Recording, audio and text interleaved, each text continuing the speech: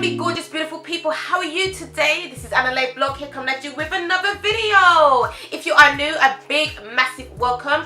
Thank you for tuning in. If you like this video, you know what to do. Please make sure you hit the subscribe button. If you don't like this video, thank you for stopping by anyway. I really appreciate you. If you are returning, hello, thank you. You know I love you, my big, massive supporters, my commenters, my engagementers. Thank you very much for making me the woman who I am today. Anyway, today's video is gonna be about this face right here. I decided to do a video of an understated look. I'm going out later on, I'm going to a funeral, and I wanted to wear makeup. I wanted to be a little bit understated, not too understated, but a little bit understated. Not too much pow, not too much how, but something that is quite respectful, and something that as well sometimes you just want to wear every day, or you might be going out casually with your friends, but you don't just want the whole big shebang. Okay, so this is one of a few ways how I do my makeup, and if you're interested in how I do it, if you want to see how I do it, you want to see how I obtain this look, stay tuned in. So first I'm going to start with the Gosh Primer Plus. I apply a little dab on my index finger and I put it all over my face. As you can see, it's I thought that would be enough, but in fact it was way too much. As you can see, as I started to rub, you can see straight away it was way too much primer. It left my face looking so white, so ashy, and it also left a residue at the top of my head. I then went in with the Makeup Revolution Orange Corrector, a couple of dabs of that, and then I used my fingertips to blend it in. I've got lines underneath my eyes, so I find this quite a good technique to make sure that I do not get any you know, creases and stuff within my makeup. For my eye primer, I'm going with the W7 Lemon Meringue. I like to use my fingers again. I apply some of that, and then I just blend it upwards onto my eyes and to just cover the base of my lid. Then I'm going with the Makeup Revolution Reloaded Iconic Vitality Palette. Here you can see I'm using, it's just a cheap brush I got from eBay. It's quite hard and I really like it. I'm not very good at applying my eyeshadow sometimes and it goes all over the place. But when I use this this brush, I can apply exactly where I want it to go without too much mistakes going on. As you can see, I'm putting it all over my lids. Then I'm going in with the Makeup Revolution Reloaded Neutrals 2 palette. With that, I'm going with a darker shade, which is almost my complexion, which will go with the understated look that I'm working on.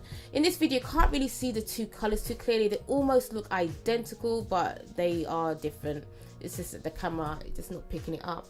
And as you see, the light keeps changing as the sun keeps coming in and out. 1 minute I'm nice and glowy, and the next it's not. So yes, just applying it, and I went over a little bit too much, which I didn't want to do. I'm going in again with just a cheap brush, and I'm just blending the two together, just so I get rid of any hard lines that you may see. Then I'm going back into the Iconic Vitality by Makeup Revolution, and I'm using the yellow with just look, a mustard color actually, just to highlight my brows a bit. Again, if you want your that to pop a little bit more, I suggest using a clean brush. The brush I used was the one that I used for my eyeshadow, so just kind of blend it in all together. Now I'm going in with my brows, and for my brows I am using the Makeup Revolution Ultra Brow Kit, and that's medium to dark. Now this is a technique that I discovered. I'm using a lighter shade for my bushier bits of my brow, and then for the ends I will use a darker shade. The top bit is a powdered one because it's a mix of powder and creams, and a darker one that I'm using is a cream one. It's that's just how it is in the palette. They're not all powders or all cream. So this is just one way how I do my eyebrows. And I also like to keep my eyebrows looking as natural as possible. So I kind of just follow the contour of my brows, and I just keep it, you know, brush it up, but not so neat, not so perfect. Just so it just looks a little bit more realistic. Then I'm going in with my mascara. This is the Maybelline's, one of my favorite mascaras that I like to use. With this, I'm only using a single coat of mascara because I didn't want to have, you know, really bold lashes. I wanted my lashes to stand out, but more of a natural look. Now this is a technique that I discovered. I spray a pump or two of the fixer onto a brush, and then I will use it to blend my foundation in. And the reason why I use this technique is I like my foundation to have a flawless finish. Unfortunately for me here, I got carried away. I don't know what I was thinking. I just think I was just looking at the color and I just forgot myself, and I put way too much foundation on my face. I did this technique the other day and I just did like a few lines and it worked really well. So I don't know what I was thinking when I was doing this video. As you can see, it's looked like I'm gonna be some kind of tribal play or something like that. And yeah, this is not the way to do it, folks. Like, this just goes a long way. I just got really stupidly carried away and I just keep applying and applying. So anyway, as you can see, I'm starting to blend out, and obviously because you've got a primer on as well, you don't really need that much. The dark one is way too orange for my complexion. It's quite annoying actually. You can see how dark my forehead is and there's no orange in there. And the results of overusage of the foundation is absolutely diabolical. And I sprayed my brush way too much. One pump would have been quite sufficient to just do my whole face. And as you can see, I'm continuing to look like a ghost, even though it does look worse on camera. Off camera it didn't look that bad, but as the light keeps changing and stuff like that. So this was a complete cock up. When applying my foundation, it would have worked if I'd have just used, I don't know what I was thinking. I just think I just got carried away. You know, then I go back in with the darker one just to give me some more contour. And the thing is, I wasn't really going to contour that much, but because of the mistake that I did, I had to kind of like get rid of some of that color. And because I've got darker, because of the sun, I shouldn't have used that F13. I should have used one of my darker foundations, but I just wanted to use the sticks and do this technique with a stick instead of a cream or a mousse. As you can see, I'm going back with the darker one because it's just like way too much, and I'm just going to try it and fix. So basically I'm just fixing at the moment because I am not happy with the result, because it just went overboard, and hoping the darker mixed with it could, you know, also give me a different color. So I'm using the Golden Sugar Rose 2 for the blush. I forgot to show you which one I used, but it's the pinkest one out there. It's a matte one.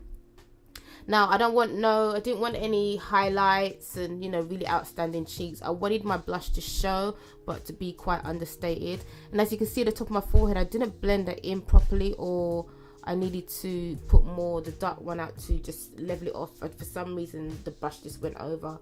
I'm now using the LA Girl powder, and I'm using that to matte my face a bit because it's a little bit too shiny, and to bring some more color back into my face from this ghost look that I was sporting. But again, like I said, it did look slightly different off camera. It didn't look as bad, but yeah, I'm really gutted about my forehead. I just missed it. Like, I was so concerned about getting my color back that I took most of the color of my forehead off, and I didn't blend it properly. So anyway, down for the lips, I'm using the Nicka K, I think that's plum color lip liner. As you can see, I'm not going right on the outside of my lips. I'm keeping them right on the inside, you know, where the brown bit goes, and I'm just going on just a little bit, but not too much. I think for some colors and for some looks you're gonna go for, depending how you shape your lips will look differently, but I didn't want it to be, you know, too pale. So I'm just there lining my lips, making sure I get in there.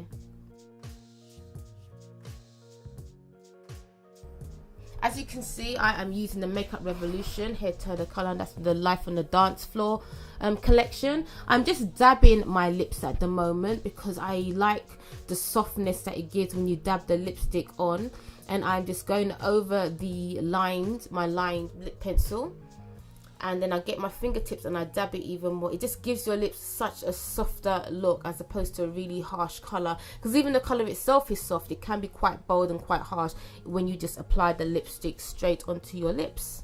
To finish off, I'm using the Collection 2000 Fixing Spray, giving my face a little spray, and then that is it. So guys, this is it. I finished the look. What do you think? Do you like it? I like it. I messed up a little bit, but I managed to rectify it the best I could in the time that I've got. If you like what If you like this video, make sure you leave a comment down below. Tell me what you like, what you didn't like. If you're someone who does videos, beauty videos, and you do understated looks or not so much makeup look, again, please your links down below. I would love to check you out. And before you go, I am going to be doing some tips and tricks of beauty and skincare that I found myself that works for me. And so if you'd like to know more about that, make sure you are subscribed so you can receive that video as soon as it comes out. So thank you once again for watching. Remember, be bright, be bold, be beautiful, and most importantly, be you. This is Anna Blog, Unapologetically Me.